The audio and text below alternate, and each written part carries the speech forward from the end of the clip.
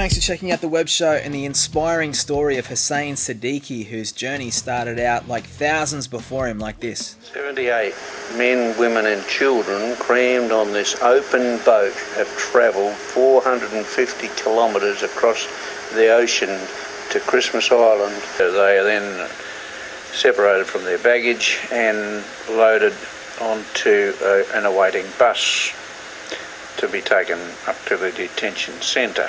Yeah, so for those of us growing up in modern societies, we don't realise sometimes how lucky we are.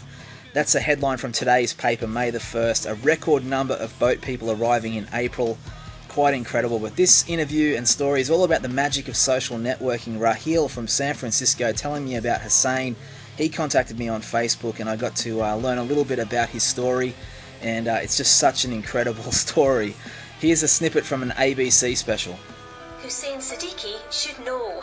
His first encounter with the ocean was aboard a small fishing boat with 140 other asylum seekers during a treacherous week-long crossing from Indonesia to Australia. We had the biggest storm, and everybody's praying that night. Everybody praying, there's a few people are screaming, and they said yes. And that night, I understand the danger of ocean. It was the last leg of a 3-month journey which started here in the central highlands of Afghanistan, where he says the Taliban were burning villages and killing hundreds.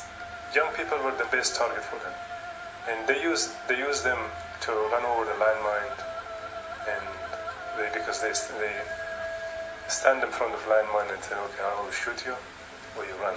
Then aged 21, Hussain Sadiqi was considered a Taliban target. A national kung fu champion, he was well known and easy to find. He had no idea where he was headed when his family paid smugglers the equivalent of $5,000 to get him out of Afghanistan to safety. Yeah, such an amazing story, and this was cool too, to send Raheel a message on Facebook and say, I was about to meet Hussain for the first time. Do you want to jump on Skype and be a part of it? And she came online and this is what happened. I'm very good actually, I'm doing well. What time is it over there? It is 9:58, it's almost 10 p.m. Oh, okay, it's almost 3 o'clock here. Yeah, oh, it's wow. nice to hear your voice after such a long time. I know, my gosh, I can't believe I'm actually talking to you after such a long time. Yeah, it's just amazing to think now that with modern technology, anything really is possible, from strangers to becoming friends on Facebook and now meeting Hussain and filming this. Funny story, all through Facebook, and I guess anything's possible with the internet now. Oh, tell me about it. Like, imagine Rahul, from San Francisco, and she set up a meeting, now we're meeting, I'm from Perth, you're from Gold Coast, and we meet each other in Gold Coast after, how many years? Like, almost a year. I think it would be close to a year, yeah. Mate, your story's about, I've loved travelling around the world making a show about inspiring stories. Your story to me is one of the most inspiring I've ever heard about. Could you quickly tell us the journey that you've been on?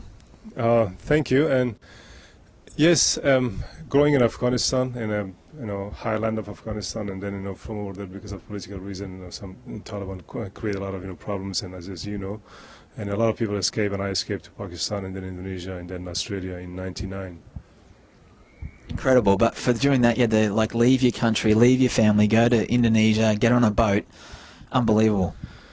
It's a different story. It's a different, lifestyle that somebody could have, and then sometimes I kind of envy about people who live in Australia with such an easy lifestyle, But one thing I was telling my student friends, I said, never take things as granted, because you guys have it already, and we have to fight for it to get it. Even for example, a TV, for example. Like in my village, I didn't have TV.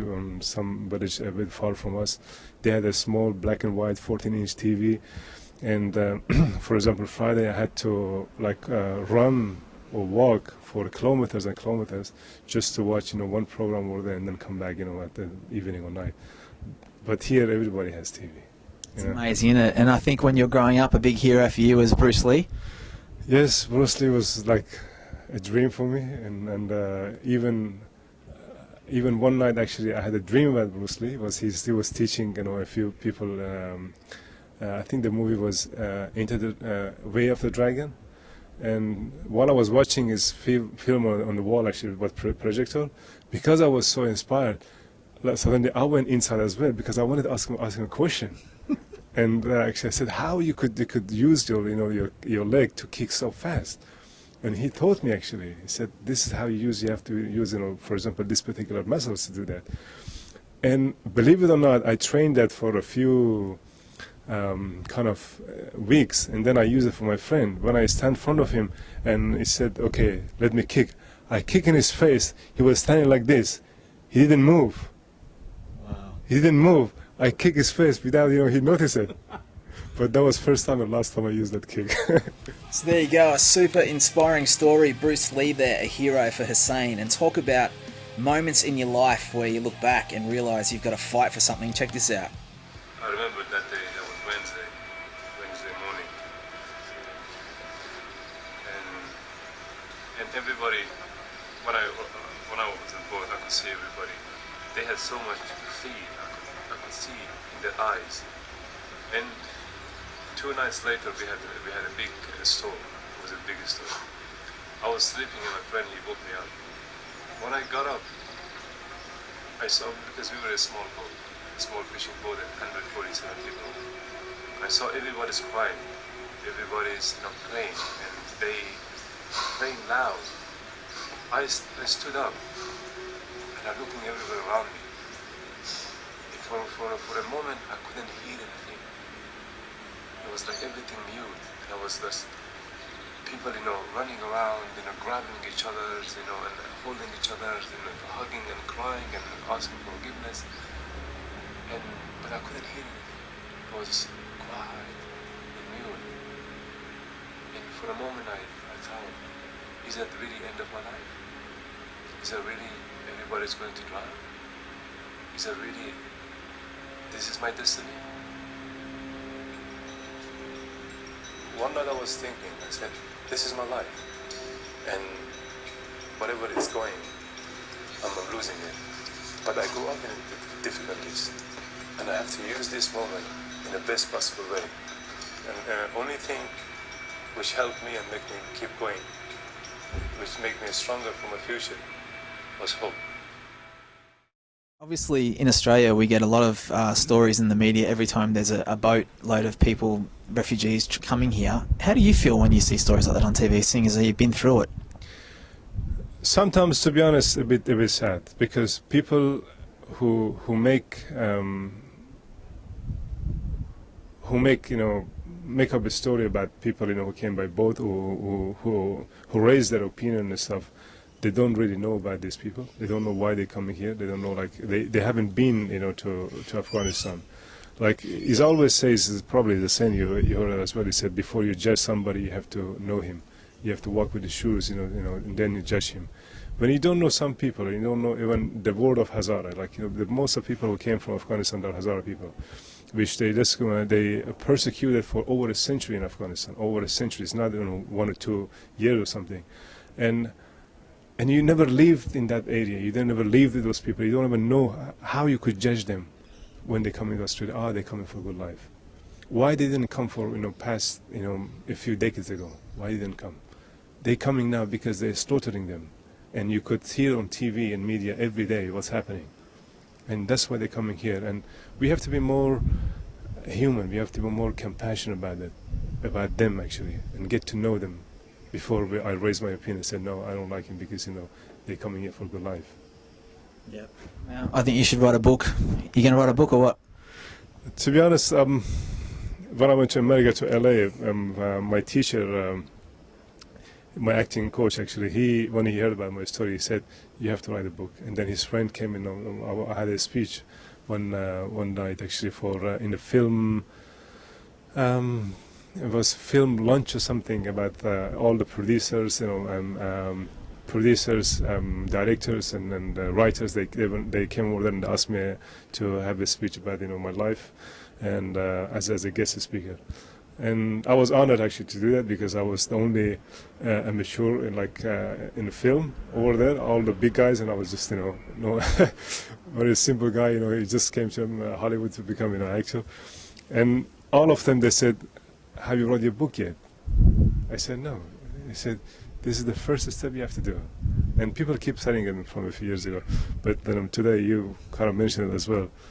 And I'm thinking about it actually, and this time probably seriously. Good man, make sure you do it. The book's going to be unbelievable. Well, the thing I love asking people when I do all my web show interviews is if like they can live ultimate dreams, what they would be. So what is it for you?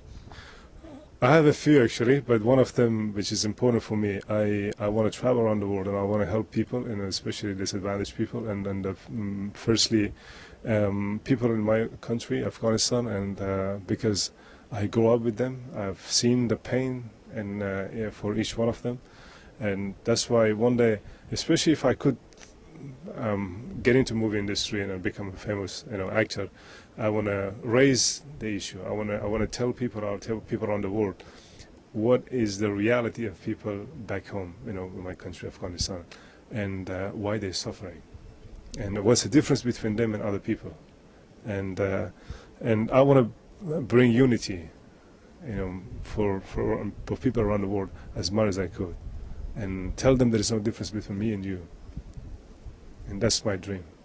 Mate, so good to meet you today. Awesome that you came down to have a coffee, and I reckon it's going to happen for you. Your dream's going to come true. Thank you very much. Thanks for inviting me today, and it was really good to meet you after a year almost, chatting on Facebook. And thanks to Rahul. Yeah, thanks to Raheel, and also thanks to you guys for watching. What an incredible story. Hussain Sadiqi, the story he's had so far, incredible, and now dreaming of being on the big screen and becoming an action star. He looks like an Afghan movie star, if you ask me. It'd be incredible, and also an awesome book. Amazing story, and thanks for watching.